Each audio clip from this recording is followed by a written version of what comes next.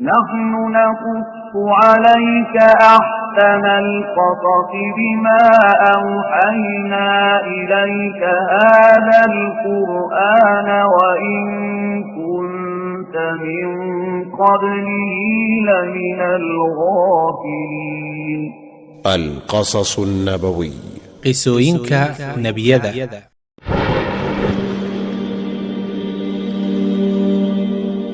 إذ قال الله يا عيسى إني متوفيك ورافعك إلي ومطهرك من الذين كفروا وجاعل الذين اتبعوك فوق الذين كفروا إلى يوم القيامة ثم إلي مرجعكم فأحكم بينكم فيما كنتم فيه تختلفون. xusna markii uu alle ku yiri ciisow waxaan kuu qaadi doonaa oo kor kugu soo dhigi doonaa xaggayaga waa samada sare oo kaa bariyeeli doonaa hadalka beenta ah in uu ciise yahay wiilka alle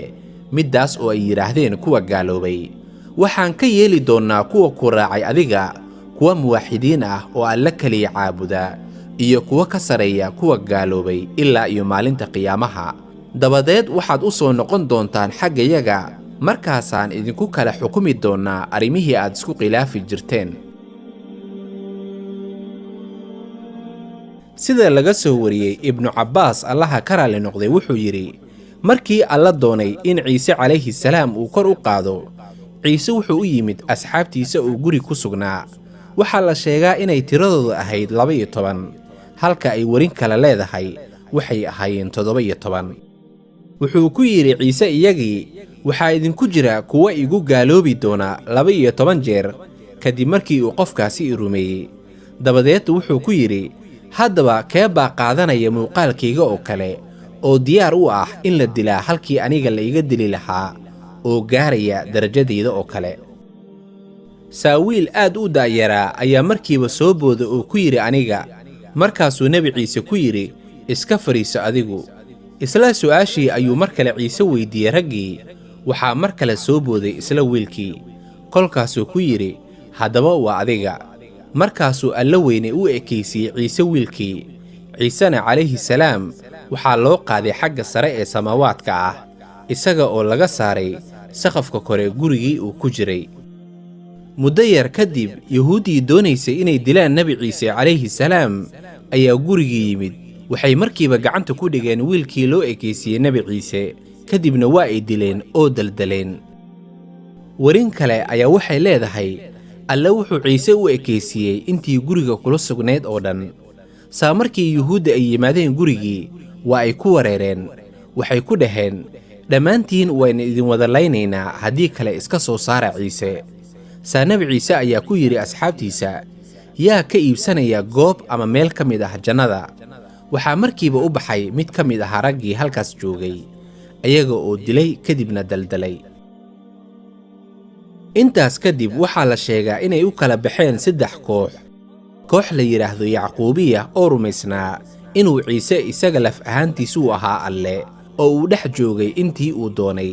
dabadeedna uu dib ugu laabtay hawada sare. koox kale oo la yiraahdo nastuuriya waxay rumaysnaayeen inuu ahaa wiilkii alle oo uu la joogay intii uu doonay dabadeedna uu dib ugu laabtay hawada sare. laakiin kooxda saddexaad waxay ahaayeen mu'miniin waxay yiraahdeen wuxuu ahaa addoonka alle iyo rasuulkiisa ee uu la joogay intii uu alle qadaray dabadeedna uu rabbigiisa kor u qaaday. intaas kadib labadii kooxood ee gaalada ahaa waxay isugu tageen kooxdii muslimiinta ahayd iyaga oo wada laayay markaasay diinta saxda ahayd ee islaamka ahayd ee uu baray ciise calayhi salaam baaba'day ilaa uu alla soo diray nebi muxamed sallallahu calayhi wasallam oo dib u soo nooleysiyey diinta saxda ahayd. وقولهم إنا قتلنا المسيح عيسى ابن مريم رسول الله وما قتلوه وما طلبوه ولكن شبه لهم hadalkoodii ahaa kibirka iyo faanka oo ay ku dhaheen waxaynu dilnay masiixa ciise wiilka maryam rasuulka alleh calayhi salaam laakiin ma aysan dilin mana daldalin ee suuradda ciise baa waxaa loo saaray nin kale oo loo shaabahay ومكروا ومكر الله والله خير الماكرين ayagu gaaladu waa yuhuudda ee wax bay qooleen yacni inay dilaan ciise calayhi salaam allana qorshe ayuu samaystay sidaasi oo kale allana waa kan u wanaagsan inta wax qorshaysa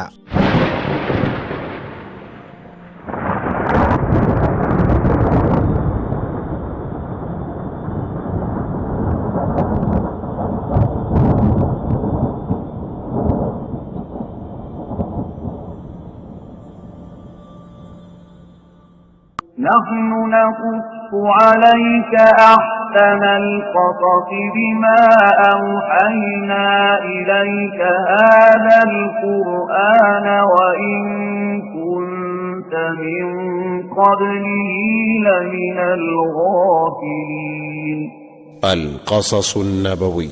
qisooyinka nebiyada